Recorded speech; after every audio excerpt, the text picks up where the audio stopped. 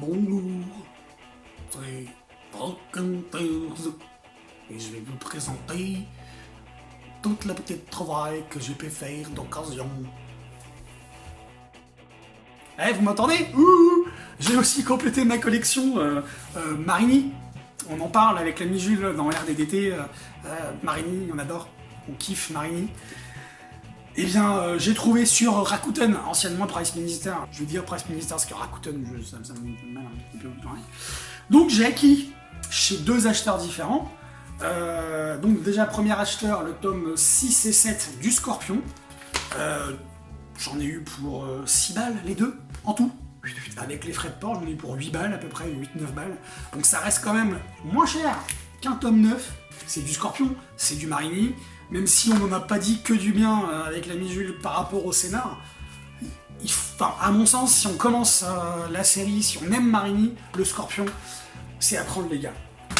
Et puis, je me suis complété, puisque j'avais déjà le tome 1 que j'avais acheté en raiderie il y a 1 ou 2 ans, je me suis trouvé pour vraiment pas cher, pour 5 € les deux, les Aigles de Rome.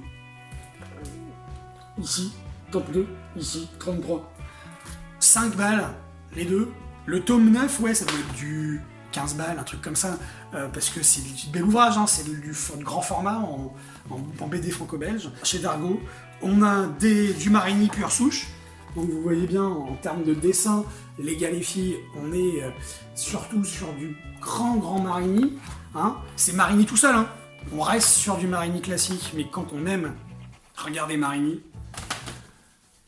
on achète du Marini. Tout ça pour vous dire, eh ben non, c'est pas le mot de la fin, que vous pouvez faire des petites trouvailles pour pas cher, vraiment, sur le bon coin, sur Vinted. Alors il y en a plein d'autres, des sites d'occasion, mais en tout cas, moi, je vais sur ces deux sites-là.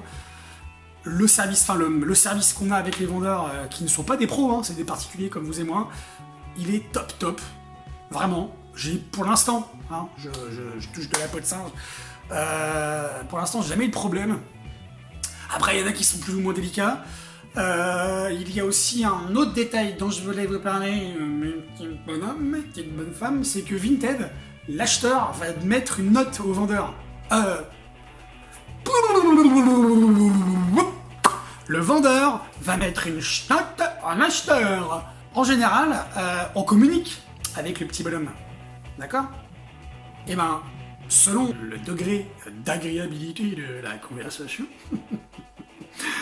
eh bien, le vendeur va mettre une note 4, 1, 2, 3, 4, 5, hein, voilà, on aime bien noter dans d'autres sociétés, mais en général, ça se passe bien, c'est cool, ça donne envie d'y retourner, et puis bah, ça fait du bien aussi à notre petit amour-propre de se dire qu'on a été un acheteur sympatoche, puisque nous, quand on note le vendeur, si, le vendeur il est content quand on met une bonne note et qu'on lui dit que c'était chouette, que l'emballage il est top, que l'annonce est conforme, que le produit est conforme à l'annonce, etc.